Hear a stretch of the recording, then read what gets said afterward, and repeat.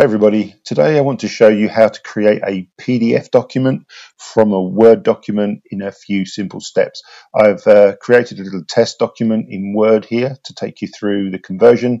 Once you've got the Word document open, if you click on File and then click on Print, and then on this drop down menu make sure you choose Microsoft Print to PDF and click on that and then just hit the print button.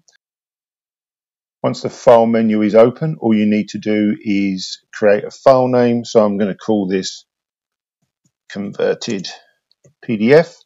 Make sure that you've got the PDF selected as the file type and then just click on save. And then that should save that to the desktop. And then here we go. There's the converted PDF document.